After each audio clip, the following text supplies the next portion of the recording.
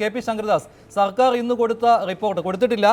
ഈ റിപ്പോർട്ട് കൊടുക്കുവാൻ ശ്രമിച്ചുവല്ലോ, ഈ പട്ടിക. ആ പട്ടികയിൽ ദേവസ്വം ബോർഡിന് വിശ്വാസ്യതയുണ്ടോ?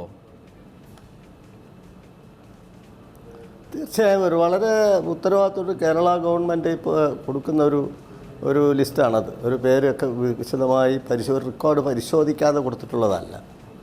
അപ്പോൾ നേരത്തെ നിങ്ങൾ കണ്ടു എന്ന് പറയുന്ന ആൾ തന്നെ അത് പറയുന്നുണ്ട്. സ്വാഭാവികമായി അതിനകത്ത് പിഴവ് സംഭവിക്കാനുള്ള സാധ്യതയുണ്ട്. അതായിരിക്കും അങ്ങനെ വന്നതെന്ന് അദ്ദേഹത്തിൻ്റെ സംസാരത്തിൽ തന്നെ നിങ്ങളുടെ ലേഖകനോട്, നിങ്ങളുടെ പ്രതിനിധിയോട് പറഞ്ഞതായി ഞാൻ ഈ ചാനലിലൂടെ കാണാനുണ്ടായി.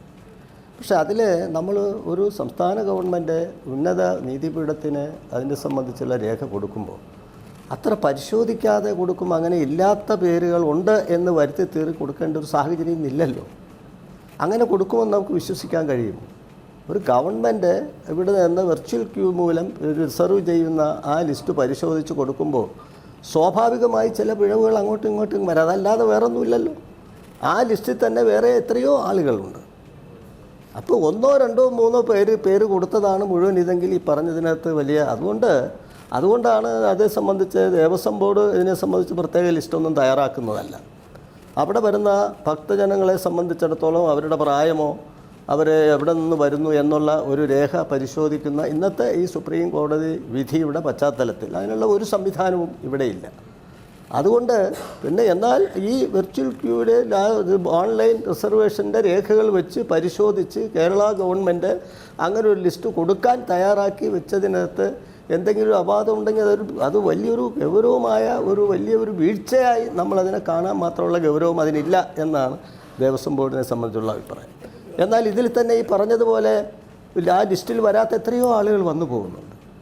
നമുക്കൊന്നും അങ്ങനെയല്ല അറിയാൻ കഴിയും. 3 മണിക്ക് നട തുറന്നു കഴിഞ്ഞാൽ, വെളുപ്പാങ്കാലത്ത് 3 മണിക്ക് നട തുറന്നു കഴിഞ്ഞാൽ എത്രയോ ഭക്തജനങ്ങൾ അവിടെ വരികയും അവരെ ആരാധന നടത്തുകയും വഴിപാട് നടത്തുകയൊക്കെ മടങ്ങിപ്പോയിരുന്ന സാധ്യത കെ.പി. ശങ്കരദാസ്, ഈ പട്ടികയിലില്ലാത്ത ഈ വെർച്വൽ ക്യൂ വഴി രജിസ്റ്റർ ചെയ്തവർ മാത്രമാണല്ലോ ഈ പട്ടികയിലുള്ളത്. 10നും 50നും ഇടയ്ക്ക് പ്രായമുള്ള ആളുകൾ, സ്ത്രീകൾ.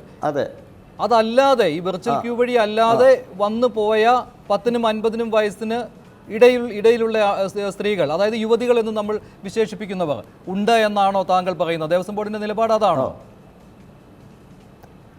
അത് തീർച്ചയായിട്ടും വന്നു പോകും എന്നുള്ളത് തന്നെയാണ് ദേവസ്വം. അത് ഞാൻ പറയുന്നത് അത് ഇല്ലാത്തതല്ല, എല്ലാവർക്കും അറിയുന്നൊരു കാര്യമല്ലേ. ലക്ഷക്കണക്കിന് ഭക്തജനങ്ങൾ വരുന്നു. ആരാണ് അവരുടെ വയസ്സും പ്രായം ഇതൊക്കെ കണ്ടുപിടിക്കാനുള്ള എന്തെങ്കിലും സംവിധാനം നമുക്കുണ്ടോ? ഇതുവരെ ദേവസ്വം ബോർഡിൽ അങ്ങനെ സംബന്ധിച്ച് ഉണ്ടായിരുന്നില്ലല്ലോ.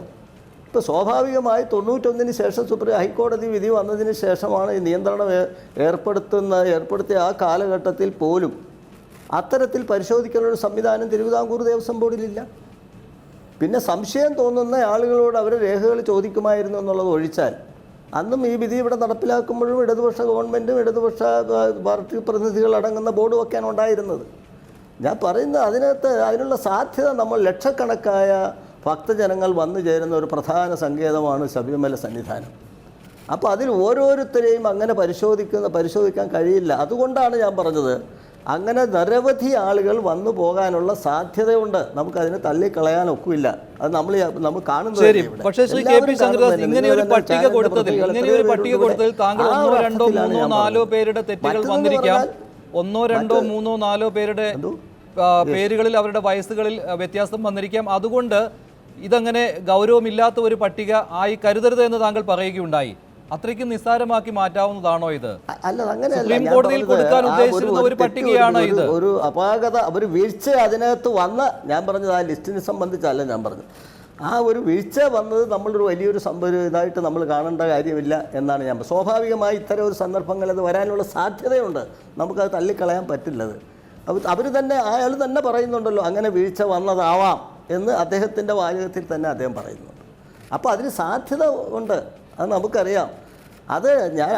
അതുകൊണ്ടാണ് ഞാൻ അത്ര പ്രാധാന്യമില്ല എന്ന് ഞാൻ പറഞ്ഞത്. പക്ഷേ ഒരു കാര്യം, ഒരു ഗവൺമെൻറ് നമ്മുടെ രാജ്യത്തെ ഉന്നത നീതിപീഠത്തിലേക്ക് സമർപ്പിക്കാൻ തയ്യാറാക്കുന്ന ഒരു രേഖ വളരെ ഒരു രേഖയും പരിശോധിക്കാതെ അങ്ങനെ ചെയ്യും എന്ന് നമുക്ക് വിശ്വസിക്കാൻ കഴിയും. ഒരിക്കലും ആരും അങ്ങനെ വിശ്വസിക്കുന്നു. അല്ല, പരിശോധിച്ച് ചെയ്തിരുന്നുവെങ്കിൽ ഈ തെറ്റ് വരികയില്ലായിരുന്നുവല്ലോ.